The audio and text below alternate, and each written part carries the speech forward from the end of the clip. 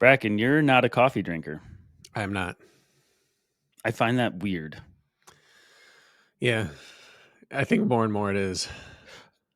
It's not weird. It's just less common Yeah. to be an endurance athlete, a forced morning person, and not to have a heavy crutch on coffee. I've said it on here before, but it was because of growing up around teachers. Coffee breath as a kid struck me as a really awful thing. Yeah. And then and when I taught my first couple of years, all the teachers coming in just like in the absolute funk in the morning, just hating life, and then doing I can finally like come alive, I have my coffee now. And I just thought, you are so crazy dependent on that. I'd never want to be that person. And the irony now is I have caffeine every single day now. But it's not coffee, and that's what matters. It's before 8 a.m. and you are drinking a caffeine source. I won't Yep. out you on this. You can out me. Today's a special occasion. I thought Kirk's going to sit down and have his coffee with me this morning, and Yep. I'm going to have a little slice of heaven too. A Monster energy drink in a ball jar. Yep. Beauty. Brakken, it's a special week. A very special week for us. This is a special week. Brakken, happy anniversary. Happy anniversary to you as well. This is a big anniversary. Do you know how many years we've been together doing the running public this week? This is 5 years. You are my second longest relationship other than my wife by far. And you are mine as well by far. So I just looked back, January 17th, 2000, just before the pandemic ball dropped underneath us, we started this very podcast. Thought we'd take the world by storm interviewing the Hobie Call. Mm-hmm. Still we're, getting our legs underneath us. That was my first true podcast episode. You'd been doing it for a while, but 5 years this week. It is. And we will also hit our 500th episode next week. Is that what it is? Yeah, I think Ian was 497. So this is 498. Yeah, we've missed a few, here and there over the years. The number's accurate, though. I see 495. But either way, we're almost for there. Ian? Yeah, it says Ian's. Okay, so we'll hit it in 2 weeks. So anyway, 5 years, 500 episodes. Pretty cool. You know that Lisa and I were married by this point. You were. Oh, so what's our next step then in our relationship? It's not child. marriage. A child. Okay. Yeah. We're both married. I don't think we should double up there. Can we mutually adopt? Yeah, I think we could be in a partnership that way. Okay, so if you had to adopt one guest that we've interviewed in our 5 years together that we are going to fold into our mixed family together, you and I, Jess and Lisa, which guest are you taking? Ooh, that's a bizarre question. We didn't plan this. No, we clearly did not plan this.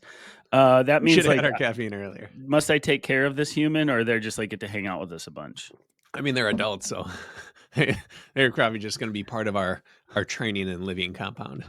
I don't know, but I feel like you have somebody in the chamber ready to fire at me. No, like the moment you said what's next, I said a kid. I thought, okay, let's adopt one of our.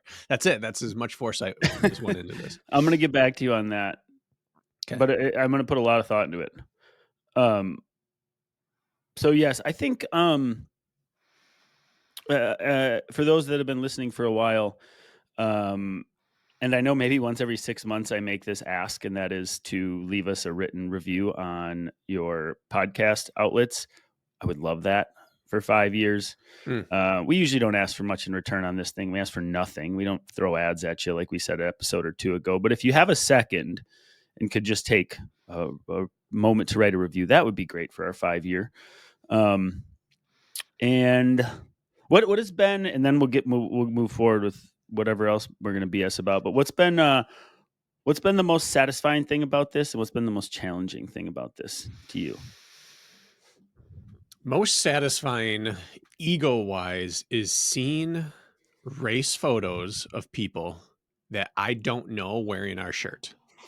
We gotta get more shirts then. Getting tagged in someone's photo or being at a race and hearing someone say that. Tied with being out for a run, this happened a few times, and someone running by and saying, "Hey, I'm listening to you right now." That is otherworldly to me. But from the podcast satisfaction, anytime we get one of those messages that say, "Hey, I've been listening for blank number of months or years," or "I'm on your training plan," whether you're on it or not, saying, I've put in a lot of the principles you've talked about, I've put into my training, and blank happened, whether they finally completed a marathon or made it through a year injury free or PR'd their 10K half marathon, whatever it is, those kind of messages that I was doing blank, I started listening to you guys, and now I'm doing this instead, and it's been successful. Those success stories are probably the most satisfying. What about challenges? See, people think that coming up with content, like how do you, especially non-runners, being like, how do you come up with, like, how do you talk about running it for 5 years, 500 episodes? And like, believe it or not, that's not the challenging part. Yeah. Coming up with content is not the challenging part. There's always new lessons to be learned or old lessons to revisit, guests to speak to. Maybe the tech side. Tech side. We've had our hiccups. And it's neither of our background.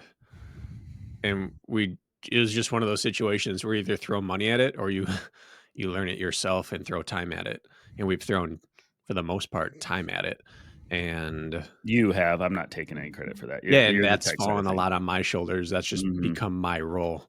And it's just not something I had any background in. So that would be it. Getting the website up and running and then fixing the bugs or the crashes when it happens. Not that it's an immensely complicated website. And the podcast editing is probably our biggest frustration is the Minnesota lake life internet combined with cloud-based recordings has been a hassle from the start. Most every time an episode drops late, it's because of some sort of tech issue, not because of lack of showing up. It's like an extra download, got to pull the file from the cloud, got to email StreamYard or Squadcast to get this, if that didn't work, or a guest audio cuts out and it's just gone for some reason. It's like that sort of stuff. All right. I was just curious. I would say the only frustration is I so badly want to break through and get professional level runners to respond to me and take us seriously for guest interviews. And I usually 95% of the time get ignored, which is too bad because I feel like we could really get to know some high level athletes in a cool way. And we just don't have the pedigree in their eyes to respond or be a guest. And so trust me, I've tried and I will continue to try, but that's my only frustration is guest scheduling because it's tough. I work evenings. A lot of times our availability is midday to record, and that excludes a number of 9 to 5ers as well. So I would say in Iroon, I don't do anything after the kids get home. So I am right. So that both of really us. limits our window. Yeah. And then the satisfaction is just, yes, like the number of people that we find we impact that we didn't know or help has just been immensely gratifying. So one more thing, and then we're going to talk about you going outside and running. One more thing is we had an athlete that I work with, military vet, wants to give 3 months of the running public training plan away to either a military vet or a first responder. He's already paid me for this. We have been paid. So 2 people need to receive this. He doesn't want to be named, this gentleman. He just said, I want to give somebody something, start off the new year. But if you could give it away to a military vet or a first responder, that would be great.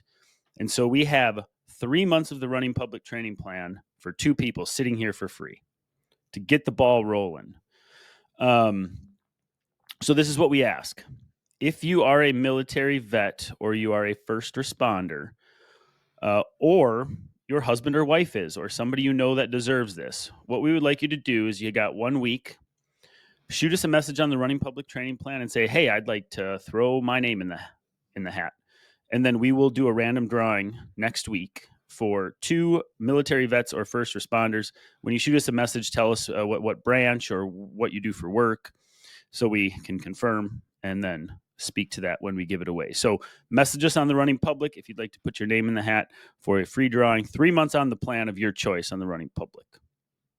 And I don't even know the name of the individual who sent this. Kirk is keeping it very close to the chest here, but thank you very much for your generosity. Yep. All right. So you know what? I'll throw in the strength training plan as well. Why not? We're going to throw in the strength training plan as well. Yeah. We know you vets and first responders are strong boys and girls. Get you a little weight action. Yeah. Brakken, tell me about your run outside. I saw something. I don't see much of you on Strava.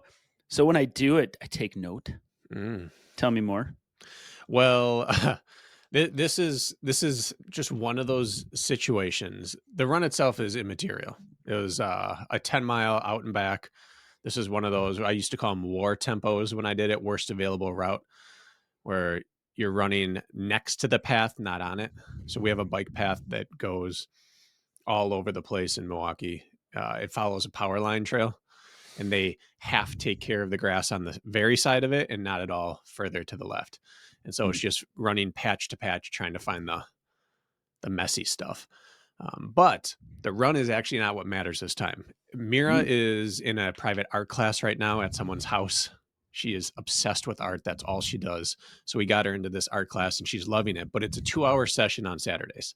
And so whoever takes her then gets an hour and 55 minutes is your door-to-door basically of whatever you want to do during that time. So if Lisa or I, one of us has errands to run or a trail run or a drive to a run we want to hit, that person takes her.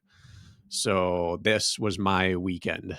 I wanted to do this run. So at hour 55 door-to-door, 10 miles on this type of terrain. I have 75 minutes blocked out, which leaves me what, Kirk? You're the math guy. 35 minutes of spare time there? I'm not the math guy. I'm just not awful at it like somebody in this room. Okay. So 40 minutes of leeway, 20 minutes either side from the moment I drop her off to the moment I need to be back waiting for her. And it's an 11-minute drive.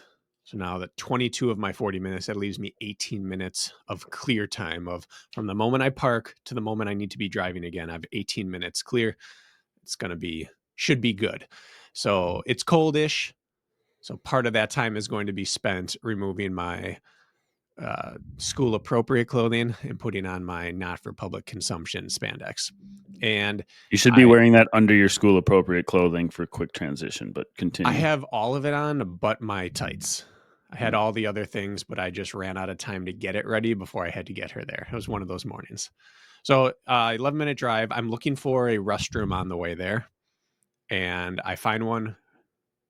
All I do is pee. I know that's not everything. And with 75 minutes of run, I'm not willing to risk that. So I go out of my way by like 3 minutes to find this gas station. I go inside and their restroom is out of commission. So now I'm really eating into my time, and I get to this next one and the bathroom's locked. And so I just wait and wait and wait and finally knock on the door, and there's no one in there. So I have to go up to this kind old gentleman who's running the gas station and ask him, and he can't find the key. And then he finds it put away in the spot. He said it's never there. He doesn't know why it's there. He unlocks it for me. I walk in and I realize why someone had locked it and put the key away, because the toilet is completely clogged with toilet paper, amongst other things. And the bathroom's destroyed and it won't flush. But now I only have 5 extra minutes in my time because I've eaten into it. So I decide that the only option that is going to get this done in time and the responsible human being option is I need to plunge this bathroom's toilet and get it operational. Because I can't just go to the bathroom on top of it, because that's going to make it way worse. But I don't have time to go anywhere else, and it's now hit me. I'm not going to make it through this run without it. So they have this old, crusty, disgusting plunger. Did you have your seat heaters on in your car, and you got the warm butthole situation, and you were primed and ready? Okay, primed and ready. Okay. Just making sure I'm painting a picture. So I pick up, I wrap toilet paper around the handle of this plunger because it needs it. And I pick it up and I go to plunge down, and it's so old and dry, the rubber just cracks. But now Jesus. it What has gas station splashed was up this? and it's on my hands, Oh and God. I'm in it now. I'm committed. Now I've got to figure it out. So I can only get like a 3-inch piece of rubber to seal. The whole thing won't do it. So I have to like really get it in there. And I plunge for like 4 minutes straight with a broken plunger and finally dislodge it. And then spend 45 seconds emptying the canister and then sprint back out to the car after spending 15 seconds trying to sanitize up to my shoulders. And I got my run in. And as a result, I ran like 30 seconds per mile faster than I did last week on this, simply from being amped up and under the gun with time. I ended up getting 5 minutes back on the run. That's quite a story there. I've That's never plunged a gas station toilet before, and I don't really think anyone should ever have to. If you were prepared, like you had toilet paper on you, could you have, wherever you were to run, could you have figured it out outside? Yeah, there is one spot Mm-hmm. where the trail verges meets with another one and veers off to the side, and there's like a little copse of trees right in the middle that I could have used that, but it's not the kind of consistency of of poop that you'd want to do on a trail. Okay. I would have needed a lot of toilet paper with me. Okay. Well, I'm very happy for everybody involved here. Yeah, and you Gas know who's the station wins. happiest? Gas station guy. Yeah. Yeah. Yeah, I checked a This big is gross check off his to-do list. this is what the people need to hear. This is the everyday runner situation. We need to start teaching people something here, but I always have toilet paper in a Ziploc bag in my phone case when I'm running. No matter what, it could be. And I think the same roll has been in there for months now. I've had a good streak. I've had no problems, but it's Nice. always there no matter what in case. And if you got to dip behind somebody's garage or find the little bush and just like, it's what has to happen sometimes. I don't know what I would have done in your situation. And we I have don't a know. roll of toilet paper in the van that just sits there for Yeah. this situation or for any situation that arises. And I always take a roll and put it in been using the naked belt for these trail runs. Mhm. It's just the most breathable. I get so warm in winter clothing. Anyway, I have it with me, but I was just so pot committed to that situation that it was bad. It all worked out. And the anxiety of cutting it close probably was a little bit of a performance enhancer. So legal cheating is really, you curated. Now what you need to do is before every race, you need to find yourself in this situation, panicked to get there in time because of this exact problem. And you may set PRs endlessly. I had to stop myself at mile 1 and just be like, like I'm just running too hot right now. Not even running fast, just like breathing harder than I should be at this effort because I was so rushed. I'm very happy for you. Good job. And you're getting consistent again. Yeah, buddy. Done is done. All right. We're in the series. We're early in the series of how we look at blank, how we think about blank. Yeah. And I brought up how we think about cold weather running because this isn't our whole topic today. Because it's -9 out here right now. I have a quality session. What the heck do you do? And then you said, well, let's expand that further into how we think about off-season training and winter and cold weather running as part of that. And I said, yes, that's a better idea, Brakken. So we'll include that in the mix, but how we think about off-season training. This is more general philosophy talk, I feel like. What should we really be doing with this chunk of time when races may be a few months off still? Yeah. And this Before is the culmination of 5 years of podcasting, getting to the point with this. Not that this series is the culmination of everything we've done, but into moving away from here's what has to be done to here's how to think about things. Because if we've Yeah. learned anything in these 5 years, it's that our core beliefs are pretty solid, but a lot of things change with experience, with a changing science. It's less about you must do this, and it's more about if you know how to think about the concept, you can adapt with the times, with the training styles, with anything that comes out there. But thinking for yourself rather than blindly following the trend is probably the best thing you can do for a runner, as a runner. Teach a man to fish, Yeah. right? Don't just give it to him. You don't just say cast in this spot. It's here's why I'm thinking about that's the spot I'm casting in at this time of day with this, you know, I'm not going to get into your world, Kirk, but teaching why, not just how. Yes. And before we do that, as a follow up to last week's episode, how we think about the warm up, 2 weeks. 2 weeks ago episode, how we think about the warm up. That is the biggest response to an episode, other than like a very meaningful guest interview that touched a lot of people. That's the biggest response I've ever seen to an episode we did. People just being like, "Oh my God, I've been doing it wrong," or "Thank you for messaging about that." So we had such a big response, like, holy smokes, I never thought about the warm up that way. If you haven't listened to that one, go back and listen to it. I know it's not sexy, but I think you'll learn something. But point being is then you had a couple follow up conversations with athletes you work with saying, okay, you guys talked about how to warm up for a quality session or a race, but how do I think about warming up for like just a regular run, like a recovery run or something? And you wanted to pay that just a couple minutes of lip service Yeah. before we get into today's topic. Yeah, and it's probably as close to lip service as we're going to get on an actual Training Tuesday because I don't think it's anything different. I just think it's a minimum effective dose. Everything we talked about in the race warm up applies, but at the lowest possible level. The same theory is the same theory, which is use the range of motion, muscle groups, and intensity that you're about to use. So you take your race warm up and you get rid of anything you're not about to use unless it's part of a, injury prevention routine you do. If it's an easy run, I'm doing all the motions from my race warm up that apply to the easy stride I'm about to use and no more. That's it. Can you be more specific? So I'm not jogging before it. I'm not doing strides before my easy run unless I'm feeling really tight. But high knees, I'm still doing. Butt kicks, I'm still doing. A little bit of hip rotation stuff, I'm still doing. But I'm doing it at like 60% or 70% effort because I'm going to be running at 60 to 70% of the pace that I was running at, even less probably for race day.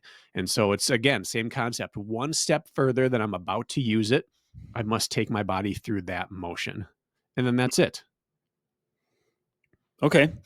And I am so far on the end of like just put your shoes on and start running. Yeah. That put your shoes on and start running slow and easy and just slowly work yourself into that effort is going to be plenty because there's no explosiveness required in a recovery effort, right? So it's like most people are squeezing these things in the morning before work or quickly like after work trying to beat daylight. You can sneeze. That was an act of willpower there. Did you see that? Yeah, something about you lose a year off your life when you hold in a sneeze, so you're done for. I I made earned that up. that year right there. Anyways, I just put my shoes on and start shuffling down the road and eventually just work into it. I think that's plenty. There's very low risk of any sort of injury on a recovery effort if you're well trained, and I'm sneaking it in. So I don't set aside time on those days. I just make sure I'm dressed well enough that I'm going to curate body heat as I get going. So Yeah. I don't look at it any further than that. I know some people with overuse injuries might need to warm up some areas of their body. I don't. And that's what I do when I'm in shape and healthy. I don't think about it. I just roll right out the door. And I'm generally doubling during those. And I find that when I'm doubling, I can just start my So true. generally any workout because I never feel like I'm fully stiffened up. But when I'm in a time like right now where I'm coming back from something and I have all these little things that have talked to me in the past, I touch each one of those things. Like my calves, I want to make sure that the last workout didn't trash them, and I do like a little bit of walking on my toes. If I do it for 45 seconds or 60 seconds before a race, I do it for 15 for this. Mm. Just to check on it. Like, everything's good. All right, I'm permission to run, go. But I'm on the Alec Blennis train with easy day warmups, which is if I can't be, and this is paraphrasing him, but if I can't be into my workout within like 2 to 3 minutes, I'm probably doing something wrong. Like I'm arriving too trashed, or I'm wasting time doing things that don't need to be done. As long as I have made sure that I am not injured or held back by something on an easy day, you don't need a lot, but you just need to make sure you're not about to hurt yourself. I agree with that. My favorite hack is just putting on you got to dress pretty warm for sub-zero temps like I'm going to have to today. I'm putting on all my gear to go outside, and then I'm walking around the house and doing a few menial tasks and getting kind of warm and ready to go outside. It's also like a good little hack. Is there anything else you want to add to that, or should we get to the I think this leads into the off season, how I think about it. Okay. And that I think that the off season is the perfect time for practicing the skills you're going to need later. And if people aren't used to doing full warm-ups before quality days or races, don't have a good routine, your easy days are the days you dial in that routine. So I've never tried A skips or B skips or C skips. And if I do too many different things prior to my quality session or my next race, I might even be sore or tired from that, as silly as it sounds. I'm not confident doing that yet. Start sampling them on your easy days. Even if you don't fully need them for your easy days, use it as skill practice. I'm going to do 5 reps each of 5 of the things I plan on eventually implementing into my full race warm-up. And I'm just going to get used to doing them on the daily basis. So eventually all they do is unlock my ability to start working hard. They don't take anything out of me. I think that's actually a really good lead point into big picture how we look at the off season, or at least how I look at the off season. Can we zoom way out to start that conversation? Way out. And then zoom in as we go. Yeah. Big picture, I look at the off season. Clearly it's a time to lay bricks, right? To build a foundation for your house so it's rock solid once you put the roof on, right? Finishing touches to a race.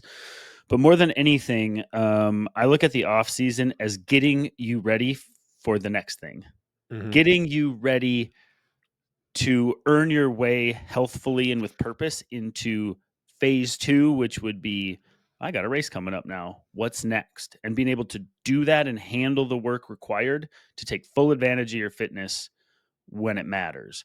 And so whether it's things like you talked about working in the off season, new skills or components to your training so it sets you up for success in the future, I say what needs to be done in these months so I can reach my potential when it matters. And I can do the training I want when it matters. I can get specific when it matters. All I'm doing is a big build up to more specificity. So zooming way out, that's how I look at the off season. How do I get myself best ready for the work that is going to come when the races get closer? I think that's perfect. When you're in the middle of a year where you choose your race and it's time to get to work on that race, you choose your training and your workouts that are going to prepare you for what the race is going to ask of you. During the off season, you choose the training and the workouts that are going to prepare you to be able to do the training and workouts that are asked of you later in order to succeed on race day. That's it. It's one step removed from that. We're making sure that when we switch into the big, more intense work, every piece of foundation has been laid so that you can handle both the volume and the intensity of that. And you don't have to back off of anything in order to, all right, now I can't do big downhill workouts yet because I don't have the skill of running downhill yet, or I don't have the endurance of descending. No, you build all that now so you can do your big chutes and ladders workout later so that you can race well even later. Yeah, I think the big misconception, and I think we've busted through this thought process a bit over the years, but we have new listeners and it's good to be reminded, is that the off season and base training, you go back to what we did in college or whatever, and coach says, run about 50, 60 miles a week while you're home for the summer and we'll see you in August. and there's no real structure to it. It's like I just put my shoes on and run. Some days I run hard, some days I run easy. I just run. Right? That's how we did it. I don't know about you, but that's what was done Yep. back then, which is great. We're laying bricks, right? But really, the off season or base phase, however you want to look at it, is really not that. If you're looking to reach your potential, people think I'm just going to go run and put miles in without much structure or purpose, and that is the base phase. And that is incorrect, because that doesn't necessarily get you ready to take advantage of the workouts that are about to come for your upcoming races.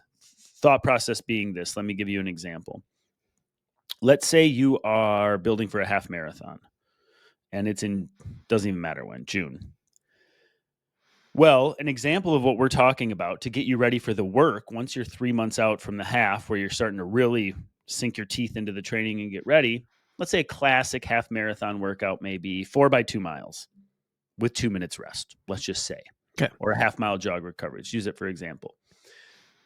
Maybe a good idea in base phase could be to throw 2x2 miles in the middle of your long run with purpose at half marathon pace, and then resume your long run, for example. I'm not full boat 4x2 miles with super high intensity, but I'm starting to open pathways to set me up so that when it's time to do the big work, well, I've already did this 2x2 mile workout in the middle of my long run a couple times. I should be safely and confident that I can go hit this 4x2 mile workout without too much risk. The door's been already sort of opened, and I can get right to the work I need to get to. Mm-hmm. Versus if you were to just run easy in quotes for 3 months in the base phase, and then, it's time for my 4x2 mile workout. It could go well or it could not, but you're most likely not going to get the most out of it. You potentially could risk injury, things like that. So an example would be almost a tiered approach to the big work that's coming. And we don't forget about the work that matters in the off season. We do some dosing it. That's how I look at it. Yeah. Yeah, I think that's accurate. And the classic, just go run. Just go run. Spend time working aerobically, and we'll worry about the other things when it's time to worry about them. It works for two reasons. It works because one of the things you're going to need later is aerobic capacity. Mm-hmm. And most people lack reps on feet and reps on their cardiovascular system. And so you come back better, and it keeps people from burning out. And the vast majority of high school coaches that I've met, and I would say a scary percentage of college coaches, don't really know what they're doing. Many of them are coaching out of a book or off of what they had their predecessor do. And when in doubt, keep it really simple is a safe way to work with young kids who are a bunch of stallions chomping at the bit and are going to work really hard if you don't pull them back. So that off-season style works. It's just certainly not optimal. And when I look at my college experience, we spent 3 years doing just run, get time in. They give us weekly mileage goals. In my final year, we had a new coach take over who actually didn't know what he was doing, but was coaching out of a different book. And he gave us scripted work to do over the winter. And so I came off of cross country and got into this base building winter phase. And we did 2 interval sessions per week all winter. But they were slow interval sessions. They were long interval sessions. We're running, for an 1,200 meter meters runner. For an 800 meter miler, they were long, slow. So I was doing 10K work all winter. And rather than coming in burnt out and coming in a little fried and ready for a break, I had the only track season of my high school and college life that I didn't fade throughout the season. And it wasn't that all this extra interval work tired me. It was that it prepared me for the more intense work during the season. And that work didn't crush me. And I didn't have to go to the well each time to hang with people during the season because I came in with some fitness already. And I was able to run workouts a little bit more accurately. And suddenly in June, I'm still PRing rather than making it to April and being like, well, I'm on borrowed time now. I've done as much hard work as I can do. I have no base underneath me really to back it up, and I'm just burnt. Yeah, I think calculated, purposeful work in this phase probably allows you to draw out your peak fitness longer than if you go from time on feet, hard transition to really spicy, purposeful work.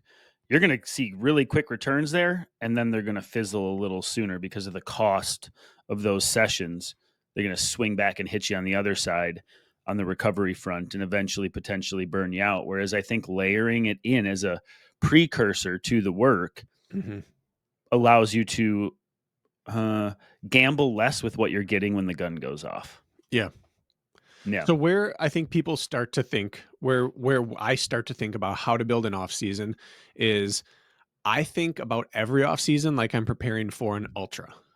Coaching ultra athletes really simplified how I think about off seasons. And this is the time of year, so I'm going to say some things that some of the people I'm working with, I can be like, he's talking directly about me. And kind of, yeah.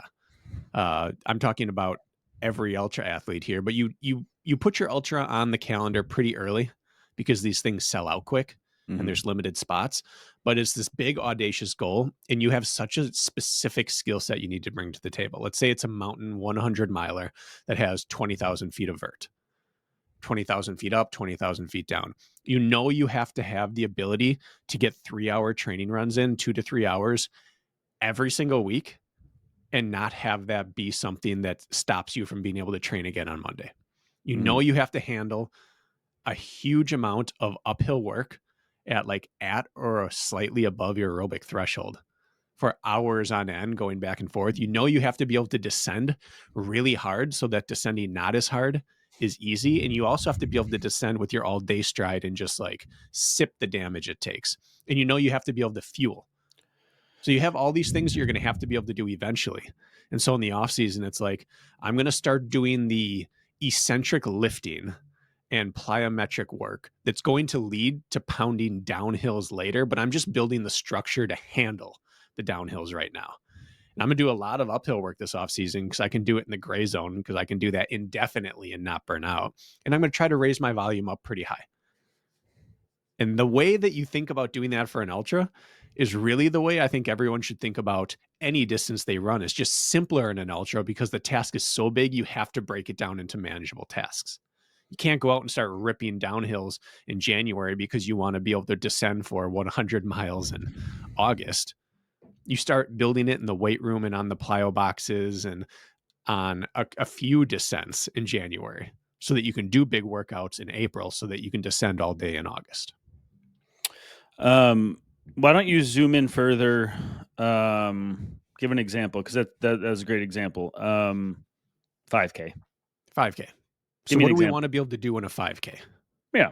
So yeah, give us that. All right. So you want to be able to work at close to your VO2 max for the entire race, or at least get to it by like 5 to 8 minutes in, and then hold it and then finish above it. That's not the piece we're going to work on right now. In order to be able to hold that, you need to be very efficient at running that pace. And so I'm going to say we're going to build the skill to run way faster than that pace this offseason, but we're going to do it in the tiniest doses possible so that it's infinitely scalable. So that's where we talked about how we think about getting faster and speed work for distance runners. That's where that episode comes in. Starting with 100 and 200 meter extended strides and small reps with huge rest before, during, or after your easier midweek long runs in the off season. Working faster than I'll ever need to in a 5K, working nowhere near 5K pace, and then going to the other end of the spectrum and say, if we push up our threshold from below, I'm going to work just below my threshold and do some longer interval workouts that aren't super taxing. These are like 6 to 7 out of 10 efforts. If in season 10 to 12 by 1,000 meters with 60 seconds rest right at my thresholds to workout, I'm going to do 10 to 12 by 1,000 at like 8 to 10% slower than that with 40 seconds rest, because I can do that workout every single week for 3 years straight and never burn out. Or maybe I'm only going to do 8 to 10 of that right now, but going above the pace for the skill work and certainly well below the pace, but still keeping my quality doses each week, doing it maybe like you talked about. Rather than doing 8 by 800 at 5K pace, I'm going to run my 13-mile long run this off season, but in the middle, I'm going to do 8 by 400 at 5K pace. with like a 800 meters in between each one of them. Dosing way above, way below the skills I'm going to need later, but not at all in a way that I can't do it as many times as I want the entire off season.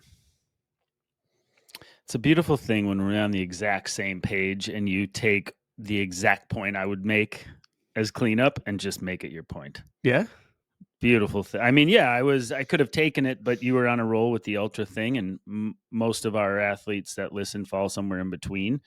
I think the misconception is dosing exactly what you're training for, that system, Mm-hmm. in big volume in Yeah. the off season. Think of the gamut from faster than race pace to slower than race pace, but we're looking at quality. Oh, shoot, I moved my hands and now my camera's too smart We for haven't me. had that in a little bit. I know. I got to stop talking with my hands. I changed that in my settings, so it doesn't do it anymore. Relax. We really want to work both ends. We want to work this time of year. Most of our quality time is spent slower than intended race pace to an extent with the shorter races. Ultra racing is a whole nother monster. But Mm-hmm. point being is, let's say 80% of stuff that we do that matters, let's say a Tuesday quality, is actually slower than we plan to race. Generally, you start to get cloudy when it comes to the half and the full marathon. Excuse me. And then we dose race pace or quicker, just the 10 to 20% of our off-season training, just enough to have access to the mechanics, the efficiency, and the speed. Example of that might be I go run an 8-mile tempo run, and my prescribed pace is marathon pace, but I cut it at 8 miles. Even though I'm training for a 5K coming up, Mm-hmm. that's much slower than race pace. And then maybe I go and I do 2x3 miles at a controlled pace, and I throw on 4x400 at the end. That's faster than race pace. I spent such little time training at, let's say, my 5K pace. Most of it is working systems, laying foundation, still purposeful. Then just accessing a little bit of the top end over speed training just to keep it available to me so that when my 5K comes closer, I can go rip 12 to 16 by 400 meters faster than race pace with 45 seconds rest between and be ready for that. But what happens when we start introducing that work too soon is we can end up accidentally, like, people accidentally peak in the base phase sometimes by throwing some of these sessions in there. They're doing the right foundational and threshold work. They get excited, and I want to go rip my mile repeats with 3 minutes rest and really rip. And then suddenly they're like, wow, I'm clicking, which is a great thing, but your timing might be off. Yeah. And so both ends err on the side of slower than race pace, a lot of time spent there, a little time spent at or faster, and then that ratio shifts a little bit as racing gets closer. But that's the way I look at it. I don't know if I explain that the way you think about it, but that's where I was going to go with it. I think this is the main way I think about it. And I'm actually going to, not that I am at all the example of how to train, because I've spent more time unable to train than not recently, but I'm in this phase right now. And I want to show you exactly what I did last week, just to give specific workouts to explain how I think about this. So I have Strava pulled up here. Of course it's loading. Strava never loads for me, and now we sit here. Do you like cluster upload? Like, you don't upload as the workouts come in. Sometimes you'll like upload after 4 days without. Yeah, in the past. Now it's just, now I'm running every other day. So it's showing up every other day. Okay. I feel like in the past, like, I'll see nothing from you, and then I'll see 7 activities pop up in the same day, and then nothing, and then yeah, that used to happen more. It's not as much with my Koros now. Got it. All right. So on Monday, I wanted to do sub threshold work, but I wanted to get time working. So I did 3 reps of 1,000 feet of gain on my treadmill at 15, 20, 25%. And I tried to hold my aerobic threshold heart rate, which for me is 158. So my heart rate was like 145, 153, 160. Those are my 3 reps. Great. So each one takes like 18 to 20 minutes. I was gaining 50 to 60 feet per minute, which for me is like, eventually I'd like to be able to just hop on and do that for 2 hours.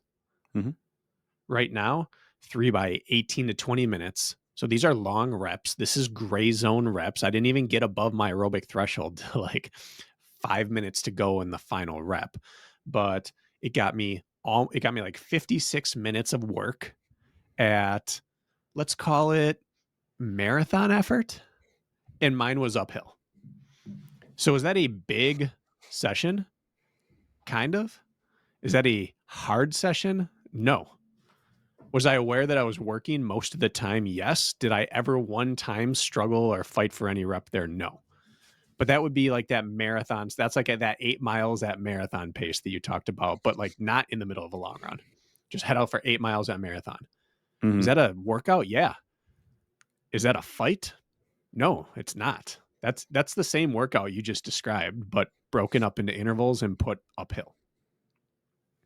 Yeah. Wednesday then. Speed sprinkle plus easy run. 8 by 150 meters, slightly uphill at roughly mile effort, cutting down to 800-meter effort by the end. What day was the uphill session? Monday. So this is Tuesday was a recovery effort. Easy. Okay, and then Wednesday. Okay. Wednesday, now 8 by 150 meters at mile effort. 1,200 meters at mile race effort, current mile. So based off that time trial I did. So it's certainly slower than mile effort. And walk back recovery. 1,200 meters total of stride work is essentially what this is. Yeah, you're never reaching. Even like sometimes you're probably stopping just before you have to start reaching a little bit to keep pace. 150 meters at a pace that you should be able to keep for 10 times that duration. It's just not a challenge. Yep. And then finish out my easy run to hit 57 minutes. So it's just an easy run, started with 8 by 150 meters. But that's faster than I'm going to have to work in any goal race other than my 1 mile race this year. Even if my goal is PR my 5K, which that is a tertiary goal for this year, I will never use that stride one time. But that stride's going to make 5K pace way simpler. And then Saturday, 10 miles, 5 miles out and back. 5 miles out, slightly downhill average. We're talking like 2 to 3% average down, and then try to match my pace back. So you have to pick up the effort slightly because now you're 2 to 3% uphill, but that's not really a cut down run, but it's almost a cut down run, but it's laying the groundwork for a quality long run later, where I'm aware that I'm working the whole way back, uphill, probably into the wind most of the way, but it's not a hate my life effort. It's not even particularly hard. It's just some honest work there in the second half. So all three of those things support what I want to do later. I want to run a good ultra. I want to run a good Spartan race. I want to run a good mile. And not one of them is something that I couldn't repeat for 20 weeks straight without starting to lose energy. This time of year, do you ever, because I do, but you could argue that you don't need to. When we talk that, let's say middle ground, do you aim to touch that middle? Let's say for some reason you want to go, for example, I did 8 by a mile with 1 minute rest a few weeks back before I got sick. It was sort of middle ground for me. Like it was a big session, so I had to have a rev limiter, but a mile repeat with a minute rest, my heart rate was in the 180s by the end of those last few reps. Now we're talking like, Kirk, you're pushing pretty hard. Do you ever think there's a time and a place for that at this time of year? Because right now you're on both ends of the spectrum. You're like barely touching threshold, and then you're doing just some skill work. Whereas I lean heavily this time of year and like, I'll just get a threshold and stay there. But once in a while, if I don't know, if I do some real work, so to speak, so be it. It's just not my focus. Do you have thoughts on that? Yeah, I think that's earned. I think that your workout was the same as my workout in terms of what it cost you. It was just that one cost faster me a good bit because in hindsight, by the way. I was like, oh boy. No, okay. But nonetheless, yeah. But that's probably what that 10 miler did to me structurally. Sure. I was creaky the rest of the day, not because I worked hard, just because 10 miles is a lot for me right now, especially on broken terrain. But it's nothing I couldn't handle. And that's how yours was. You've put in years now, uninterrupted, a lot of work, and you're prepping for a 5K and a marathon. Running threshold work, that's a supporting system for you. And you can handle that just fine. And you did one of those that week. Yeah. You could do that every single week and be fine.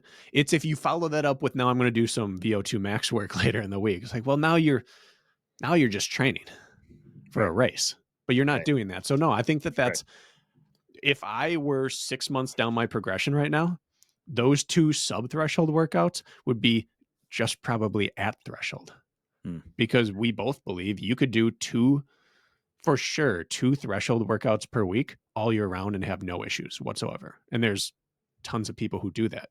The best runner in the world right now does that. 2 talking points, and then I want to talk about this cold BS winter part of Yes. base phase. One, interesting, you talk about taking impact and the structural damage for you running 10 miles, 5 out and 5 back with a little bit of effort on the way back. It Yeah. could be damaging. So I was out with the flu and I ran one time in 8 days, basically tried to run too soon. I had to take a couple days off.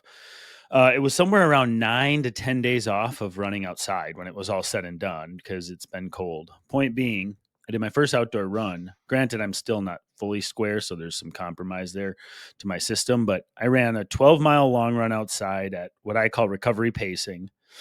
But my heart rate was about 10 beats a minute higher than normal because I still had a bit of the virus in me. So point being is it was gray zone running long run. But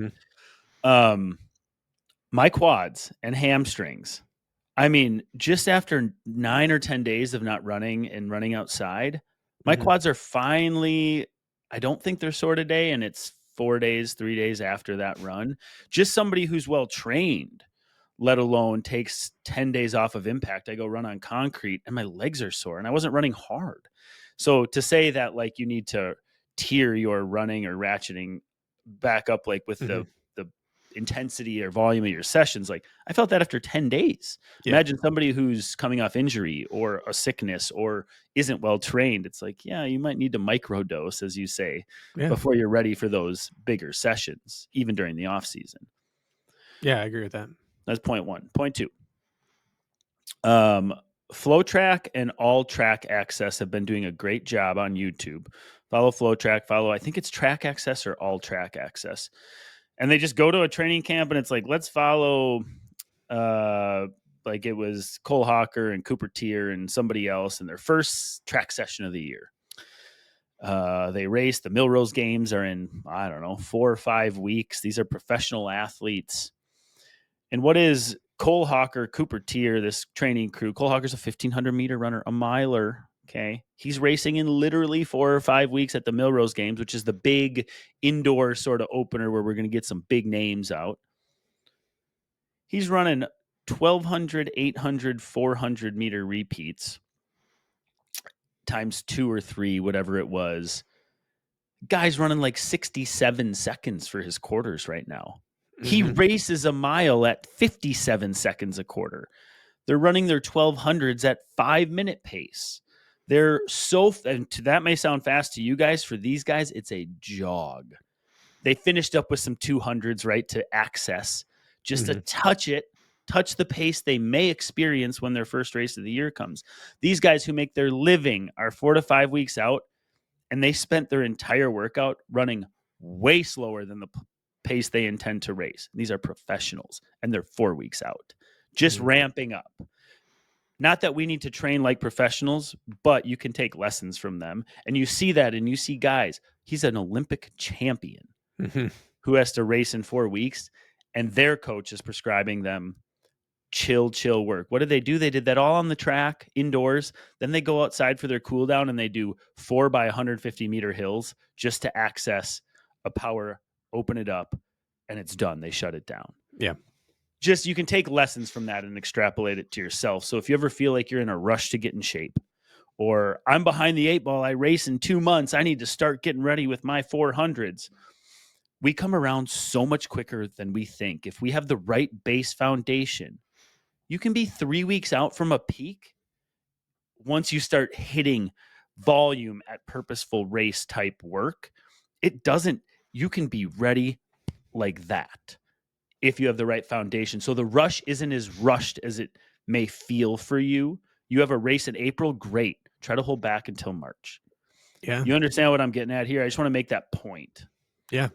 Yeah. If you took two athletes in the middle of the season and said, you're going to get in 40 to 50 minutes of good, solid work 3 times a week, and another that says you're going to be able to get 70 minutes of good, solid work 3 times per week, all your easy recovery long stuff's going to be the same. Who's going to be the better athlete if they both can handle the training? It's going to be the person who's going over an hour, getting 40 to 45 minutes of threshold work in, plus another 15, 20 minutes that night. The person that can handle that, or maybe it's a 70-minute medium long run with 40 minutes of quality in the middle. That person, the only reason they can handle that is because of what they did prior. That's it. You take those two athletes and it's obvious which one should be better. But what's less obvious to people is why they can do that and the other person can't. And it's because of what you did back here. So if you said, like, I need speed, I'm going to run 12 by 400 this offseason, it's like, yeah, that's great. But the thing that's going to set you up to be able to do bigger workouts later is go 20 by 400 right now and do it slower. Right. Start accumulating the ability to do work, even if it's 2 deviations away from what you're going to use later. Then it's going to be a slight adjustment down in pace rather than a big adjustment up in volume. And that's really the key to most people is, can you make it a gradual shift to the next stage rather than I go out for my first quote unquote big workout and I can't move for 4 days. Yeah, not to expand this too much further or muddy the waters anymore. You could look at it another way as well and say, I'm going to devote 2 or 3 weeks in a row to slower than race pace, drawn out work, a little more volume, but more manageable intensity than in the off season. But every 3 weeks, I'm going to throw myself a bone and I'm going to go hit my 12 by a quarter with 90 seconds rest to get some good turnover, to run hard and fast.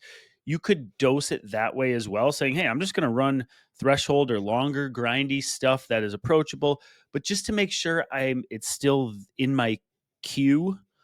Maybe every 3 weeks, I actually allow myself to go hit mile repeats with big rest to run hard and fast. You could dose it that way as well, meaning you may go 3 weeks without hitting something as faster than race pace, but then you give it to yourself once in a while. It's how I coach a lot of my athletes. Every 4 weeks, I'll give them, hey, in our, in quotes, recovery week, it's lower volume. I'll let you rip a little bit just to make sure that arrow's still in our quiver. So you could also dose it that way. And I think that's one of the best parts about off season is freedom. If you're doing more work slower, you can withstand these random huge spikes of effort and they keep things fun. Once you're in the season, you're kind of scripted generally. My big races are my big races. I have a few key big workouts, but I'm not just randomly ripping because I feel good on certain days. You can do that in the off season. One of these days, that Saturday long run is going to turn to me trying to get as fast as I can on the way home. And that's fine because I've done nothing else that season and that week to compromise me. Yep.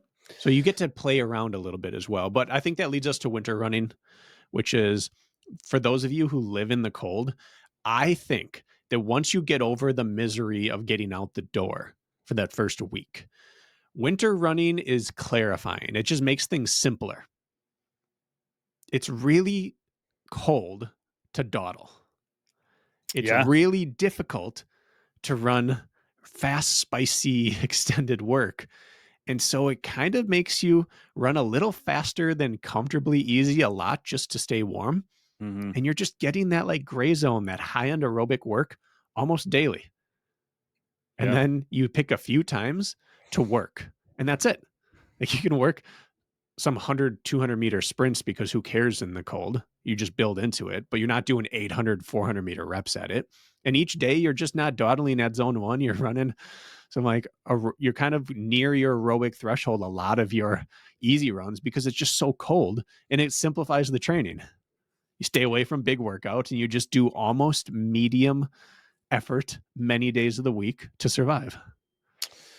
Yeah, look at this. Look at this BS right now. What are you running? -4 as we're sitting here speaking. -10 feels. That's not bad, actually. It was colder yesterday when I had run outside. I think here's the deal. You ever hop into your Kirk? What do We're you? at 3 degrees right now, but our wind chill is -15. Ooh, that's what it was yesterday. So by the way, guys, my frickin' Nordic track, I said, you know what? It said -18 with the wind chill. It was like -9 out. I said, I'm going to recovery run on my treadmill today. It's just, I'll be grumpy if I go outside.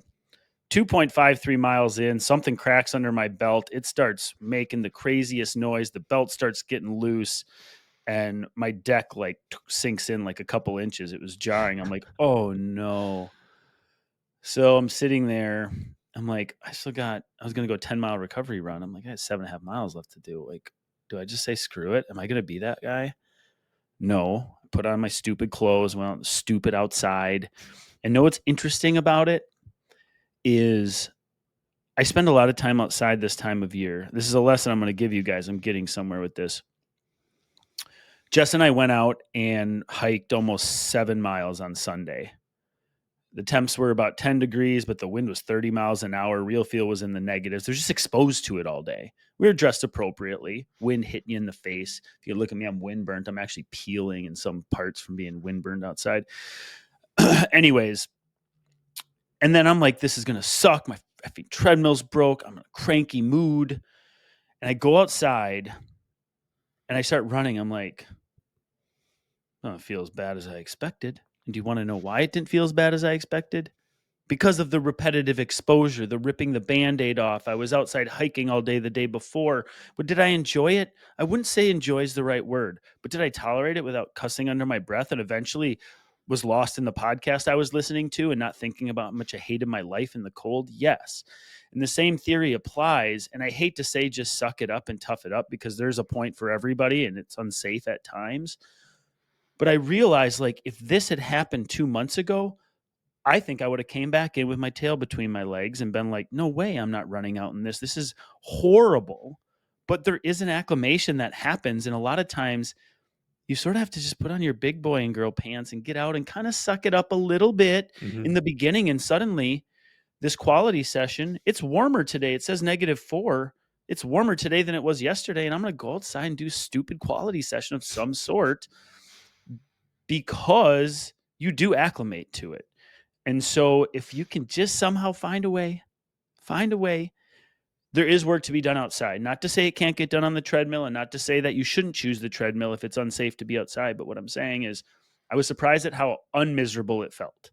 And it was Yeah. only earned because of repetitive exposure. And so there's that side of this conversation as well. And I just want to piggyback on your point about running kind of hard, or you're not going to go out and do what 8s and 400s you said in this stuff. And you're right, especially with effectiveness.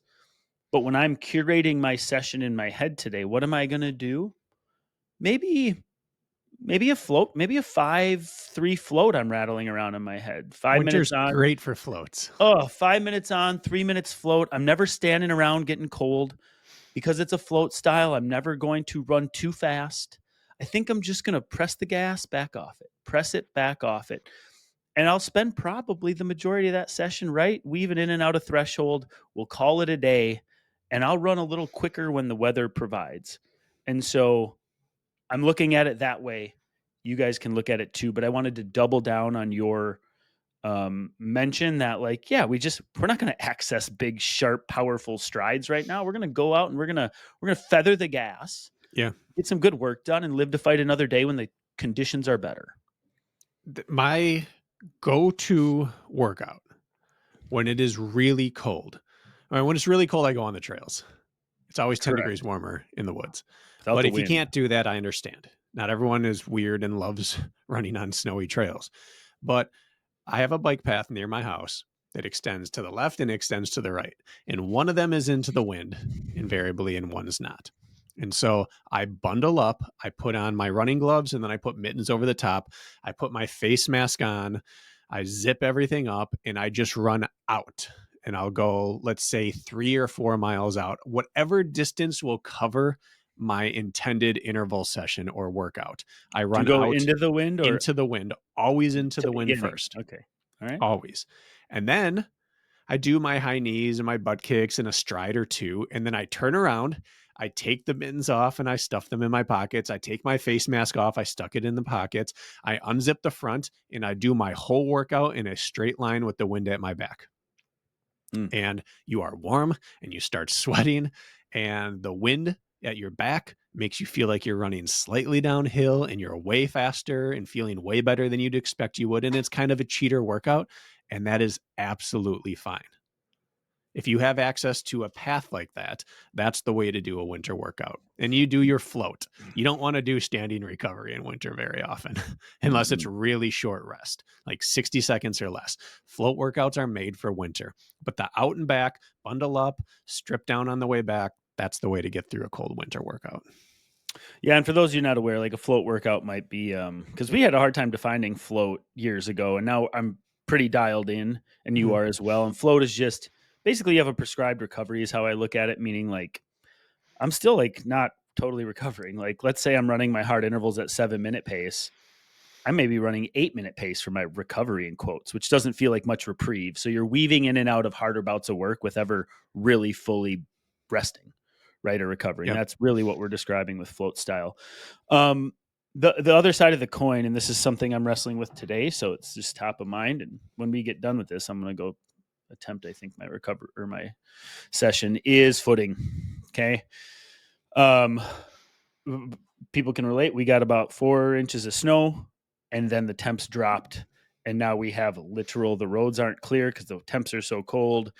There's patches of concrete, but most of it's snow covered, even on the side of the roads, right on the shoulder. And so you go, okay, what do I do? How do I make decisions based on footing? Right? Is it smarter to stay on the treadmill and know I have clean terrain, or do I go and hit my 3 or 30 minute threshold session like outside and just know pace is going to suffer and my ego will have to accept it? What is your philosophy on that? My philosophy is that if you are not training to be a trail runner or an OCR runner, get your quality work done inside. You can control every variable you need to control inside and go thrash away at the elements on your other days. Hmm. Run whatever stride keeps you upright. Work on just turning your feet over and keeping your run going. I think that's a great mix for anyone. If you want to run every single run on the treadmill indoors, do it. Great. Right up into the point where your race demands tell you you need to be outside working on blank. But I don't think there's any reason for a road runner to need to run a weird stride fighting into the snow and the wind unless that's what they want to do. I don't see the treadmill as an excuse, as a cop out if you're getting the work done. I agree with you. 100% agree with you. My full intent today was probably to do a version at like 3 to 6% incline on my treadmill instead of getting outside. Now I don't have that option, so I will be outside. But I I ran a don't think, double session yesterday, yeah. quality morning, mini quality PM. Both were on the treadmill. Mm-hmm. We want to dose real impact outside. I think it's very important to pick your Yes. days this time of year. This is the time of year for flex. It's 10 degrees with 20-mile-an-hour winds on Tuesday, and that's when I do my quality. But tomorrow it's going to be 25 and calm. I'm gonna bump that back a day. It's okay to be malleable this time of year as well. Like you got to look at the forecast, you got to pick your shots. If it makes sense to do your long run on a Friday instead of a Saturday because the conditions, do that. We don't need to be a slave to the schedule this time of year either. This is sort of move the puzzle pieces where the weather sees fit. I do that very often this time of year. So that's also another way you can look at this. You don't need to be so set on your schedule. Like let weather tell you. If Monday's your window, but you normally wait all the way till Tuesday because Mm-hmm. it'll long run Saturday and go Monday and know you'll be a little compromised. That's okay. Why are we recording first thing this morning today? I messaged Brakken and said, "Hey, can we record early because temps are so bad that I don't want to have to squeeze my warm up in and base my workout in the dark when it's coldest. I would like to wait until it's warmer in the middle of the morning so I can get outside." Yep, that's it. And Bracken said yes, and I said thank you. You can improve your workout by adjusting your schedule a little bit. Do it. Yeah. Like there's a time to get the workout done, and there's a time to give yourself the best opportunity to get the workout done. Off season's the time to like just be flexible, get it done. Switch the schedule around. Run at a different time of day if you're going to have sunlight that's going to give you above freezing temperatures or at least a chance at it. Do what it takes to get it done. People always ask invariably this time of year, "Hey, do you run in this? Will you run in the winter? I say, yes. And the next question is always, isn't it really cold and miserable? The answer is yes, for like a week. And then it's fine. And then, believe it or not, people generally think I'm exaggerating because I'm a running coach or whatever. Winter running is my absolute favorite running. And it has been for like a decade now. I love it. And it doesn't change the fact that I hate the first week or two. It's terrible. That first winter run I did, I dropped Mira off at gymnastics and I went outside and it was 22 degrees and I froze my face off for a few miles. And now this weekend I was in my lightest tights at like 12 degrees or whatever because I'm used to it now. Yeah. But it took a week of being like, why do I ever put myself through this before I could love it again? Yeah. You love any chance you can get on the trails and run in quotes slow on the snow in the thermal cover. I think that's your happy place. Is that not true? If I could pick one easy run to do, it's a beautiful snowy trail. Yeah. You say my happy place is alpha flies on the roads. And your happy place is... Both are exaggerations. We'd both want to be in the mountains somewhere, but we don't have that. Yeah. Then the last thing I'm going to chime in on with this winter running, cold weather running stuff, and then I think we wrap this up, is it's a great time of year for minutes-based workouts instead of distance-based workouts. Yeah. Conditions don't matter then. We're tied to pacing. If you're anything like me, I'm extremely tied to pacing and my self-worth. And if I go run my mile repeats 20 seconds slower because of conditions or 3 layers of clothes, that can hit me a little bit. But if I go hit a 5-3 fartlek and it's a little arbitrary, then a lot of times you can get good work done. You're not as tied to the metrics. And so this time of year in bad conditions, freaking just minute translate to fartlek style, float style, minute style sessions versus distance style sessions can be very, very productive. Especially because it's very easy to feel bad about yourself this time of year when conditions affect metrics, and they do. And so that's the other plug I'll put in for how to tweak your plan. Yeah. And my bow tie on this is going to be just a reminder to people not to get antsy. If you do live in a cold area, oftentimes people are like, I can't sign up for whatever race in spring because I won't be fast enough, or I need to start cranking whatever because I won't be ready for spring. And so my reminder is that at the last Olympic trials, where it was hot, record temperature for trials kind of thing, who went 1-2 on the men's side? In what? The marathon. Connor Manson, Clayton Young. Where do they train out of? Utah, although they finished in Florida. They did. Yeah. They finished in Florida, but they spent all winter in Park City, Utah. And then they went in the heat and they won the race. And if we go to the OCR side, every year the Spartan North American National Series starts out in Jacksonville in February. And who won that every year? Ryan Atkins, VJ Jones, Ryan Kempson was up in there. What do those 3 people share? They live in Canada. They live in Vermont? Yeah, somewhere up northeast. Rhode Island and Colorado. These are people who trained all winter on the treadmill and in the snow and outside in the cold, and they're still able to race because you can race off all sorts of fitness. You don't have to be in the heat and in the sharp interval sessions on the track in order to be fast. And if the pros can do it, we can do it. So just a reminder that you can still sign up for your spring races and make it happen if you live in places that have a real winter. Yeah, I think Clayton Young and Connor Mance went out 3 or 4 weeks early. That was it. 3 weeks, I think it was. Pretty tight window, yeah. And that is an advantage, yeah. Yeah. All right. Well, happy anniversary to all you listening. I'll be curious how many people listen since day one. If we got people that are still putting up with us, that'd be very endearing to know. If you feel like giving us a gift for our anniversary of a review, would really love that. And I think we covered it. Did we miss anything today? I mean, if we did, it's got to just wait. This is one of our longest Training Tuesdays in recent memory, which is only fitting for our anniversary week. We could turn this into a nice long Like one of those dates that goes real well and you end up like hanging out for extra time. Could be that. We could do the 3-hour episode. We've had 5 years of that, Kirk. It's true. All right. Thanks for listening, guys. Appreciate you. We'll see you later this week. See ya.